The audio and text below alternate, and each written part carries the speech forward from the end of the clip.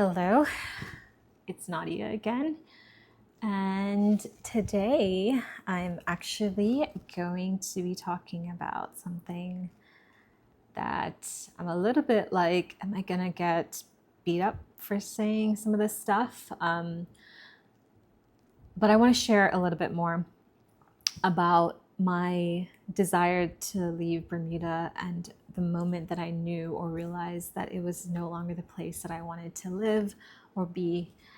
And so please forgive me. I am not trying to ruffle any feathers, or maybe I should. Maybe I should just speak from the heart. Okay, so that's what I'm going to try to do. I'm going to try in this video to speak from the heart, to share about just the many reasons why I just knew that that environment wasn't the best one for me in particular, and why it is possible to love where you come from. I love being Bermudian. I love being from such a special, small, beautiful island with the best community and a beautiful, special culture. But I also knew that in staying there, it was hurting me in many ways. It was just impacting my view of the world. It was causing me to think really, really small. And I think that when you are from a small island and you're kind of like a big fish in a little pond, it impacts you in good and bad ways. And so I'm going to be sharing about that in this video. And so if you don't know me, like I said, my name is Nadia, and I was 35 years old when I left my hometown in Bermuda to relocate to Southeast Asia. I am currently living here with my family in Bali. I have 2 kids and a husband. We've been married for over 11 years. And in this video, I'm going to be sharing about some of the reasons why I left. And so I'm going to start with a question.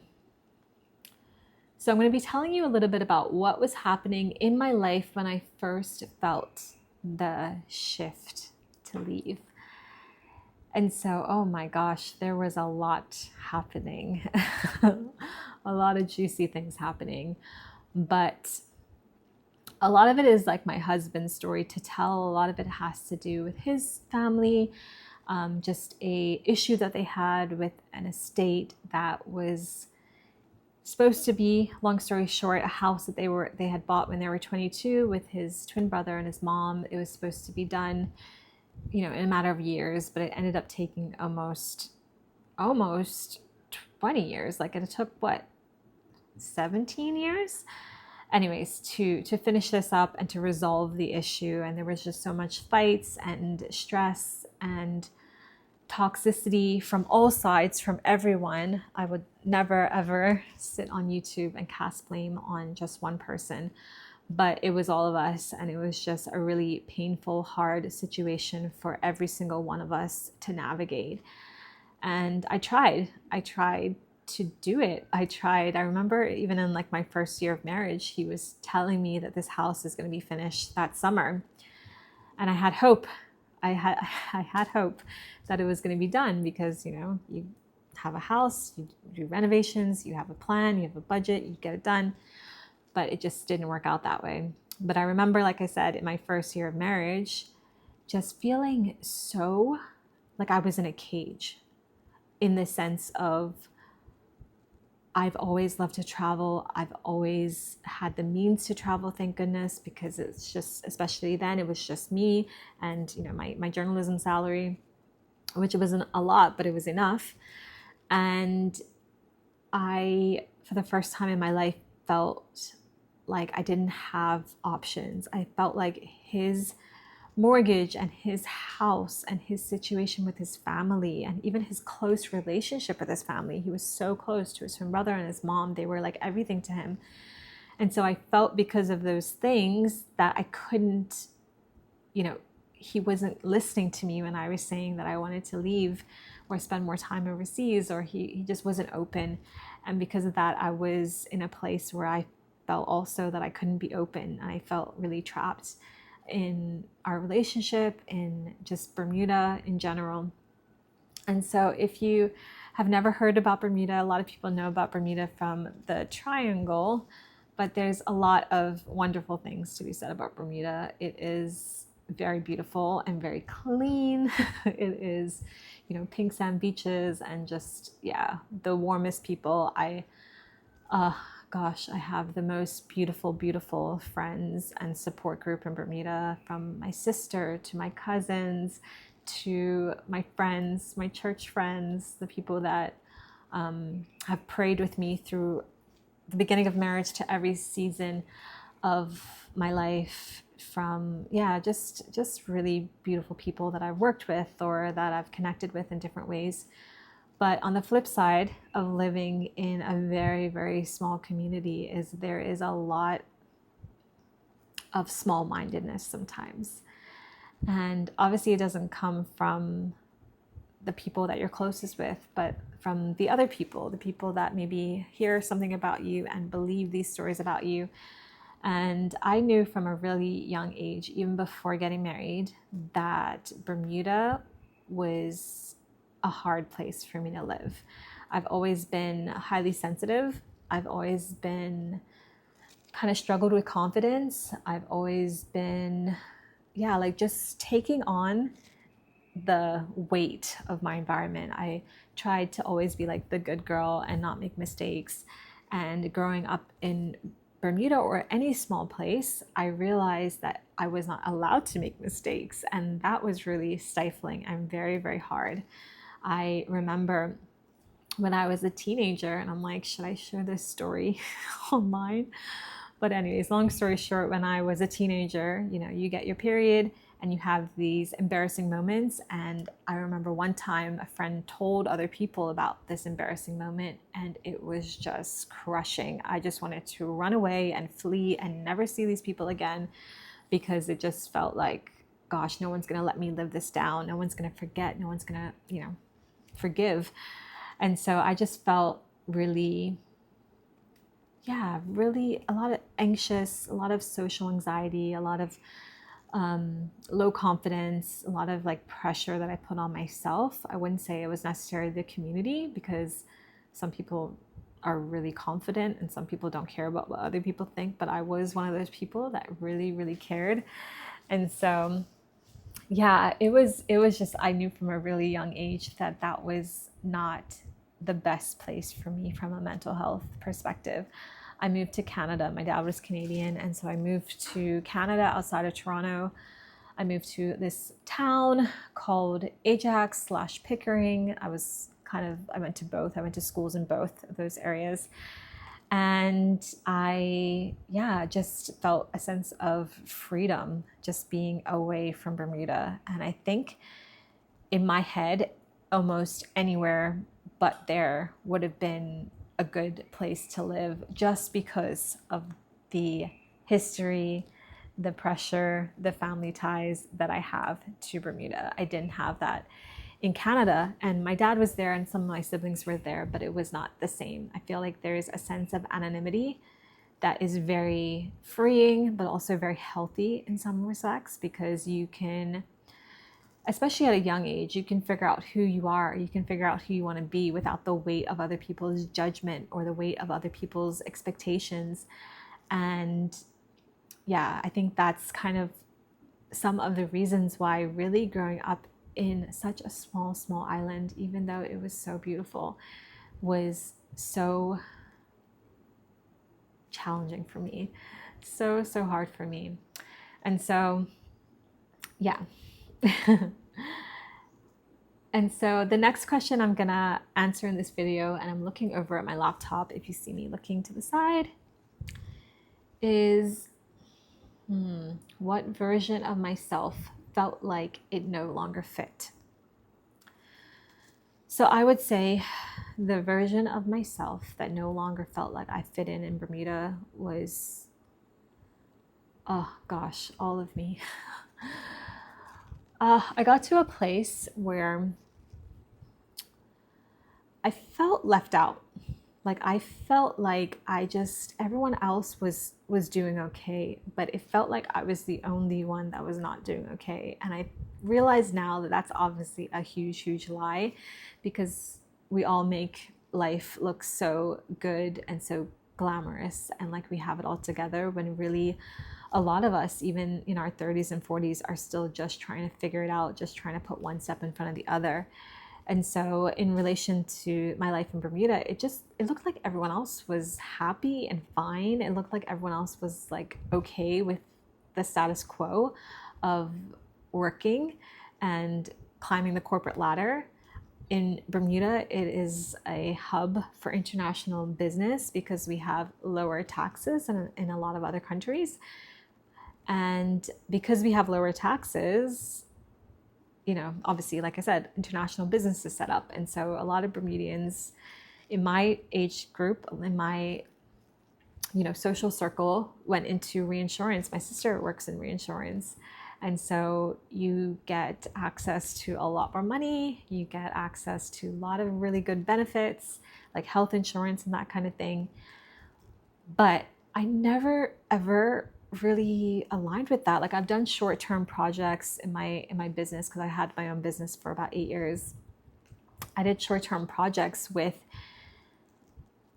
insurance companies, but becoming an actuary, becoming an accountant, becoming a lawyer, that just wasn't my thing. It just wasn't what I imagined doing, like sitting in this cubicle for 8, 9, 10 hours a day because they all expect you to work overtime.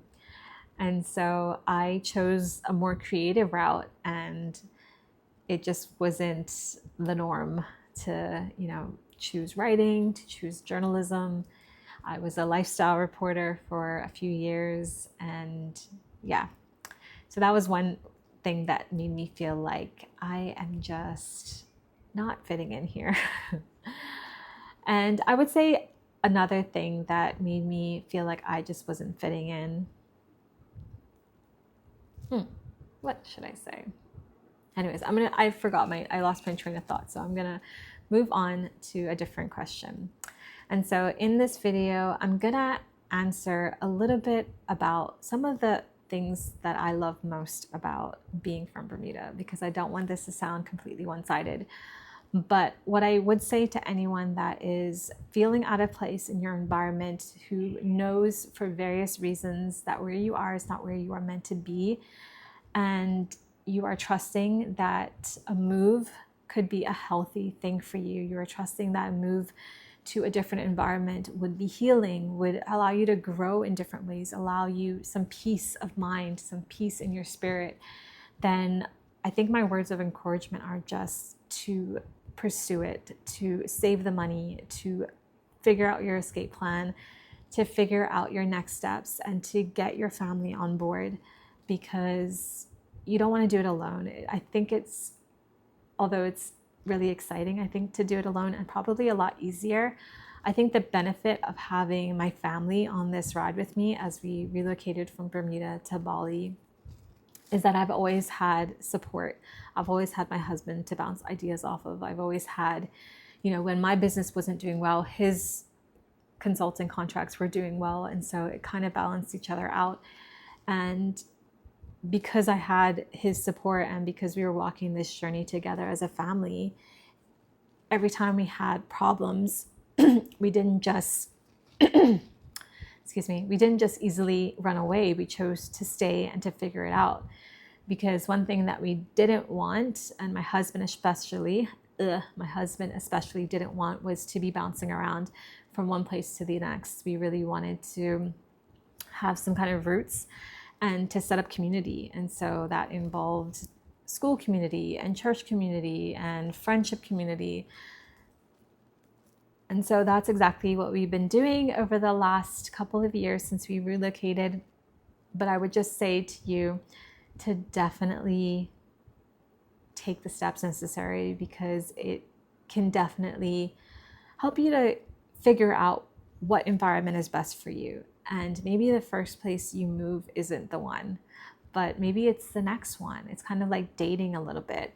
But do your research. I would definitely encourage you to do some research and to make a list, do a short list of like 5 places that you're curious about, 5 places that maybe you've already visited, that you know a little bit about the culture and what it's like and what the lifestyle is like there and the cost of living and all of those things. I would say that's definitely one of the important next steps.